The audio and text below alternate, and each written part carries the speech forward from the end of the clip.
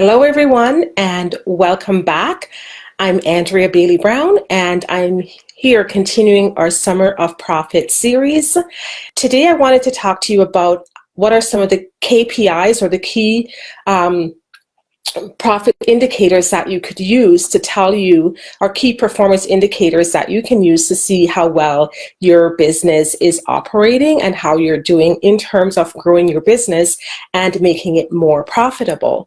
So the first one we're going to be talking about, one of the indicators that you could use, which is your sales. So this one is usually a bit of an easier one because some people, you'll have systems in your business that actually tracks this, where you can see how much your sales is growing, or how much you made for the month, or what your sales numbers were. So most people usually try to keep an eye on this one. But another part that you need to look at is the growth of your sales as well, year over year. So if you had 100,000 in sales one year and the next year you're at 200,000 and then 500, you can easily see how your business is progressing, and you can tell that the product that you're selling is actually resonating with your customers because they're continuing to buy more and your numbers are going up. So that's a really, really good indicator. And on that performance index as well, if your sales are stagnating year over year, you're seeing decline, or you're not really seeing growth, that's a real indicator as to what's happening in your business. So I was talking to a client over the weekend, and they were saying that for the last few years, because of a tough economy, their sales have been decreasing. And we were looking at why that's happening and what they can actually do to increase some of those sales in the business. Because during tough economic times, this is our time for us to become more innovative. And I find the companies that are really doing well in a down economy are the ones that become more innovative during those times. So the second indicator that you can actually look at is your customer growth.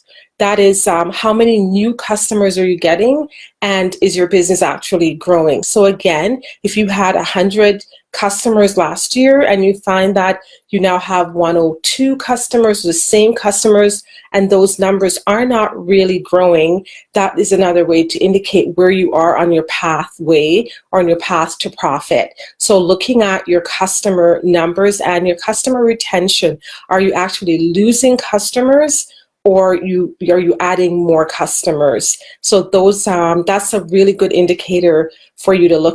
Now, how much money are you actually making in your business? So the fact that you have sales, as we know, revenues, does not mean that all of that belongs to you, because we have expenses, you have employees, you have utilities, you have the government, they need their taxes for sure. So you have to make sure that what you're looking at is how much actual cash flow do you have from that. So again, revenues minus all your expenses, then what's left over is your profits. So make sure that you're looking to see how much of the actual money that you're making that you are actually keeping.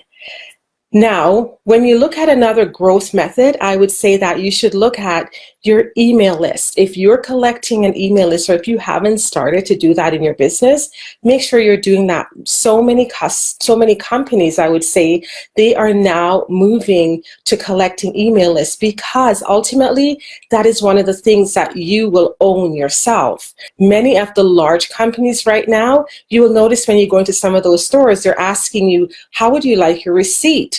Well, I know we're all trying to save the environment and it's all about the paper, but behind that, they're really trying to now start collecting all your emails so that they can actually market to you in their own way and on their own time. So as you're looking at growing, I would encourage you to make sure that you are collecting your own email list and looking at what part of your company infrastructure that you actually own in the process. Is the higher the engagement it is for your customers, the much better it is for you overall. So making sure that there is some feedback from your customers. If they're saying to you, we really love when you do a certain thing, we like this product, we'd like to see more of it, then I'd really encourage you to make sure that you're listening to those feedback and using that to improve the services that you offer, or any other part of your customer service that's not working, I think those feedback is really just an indication for us as to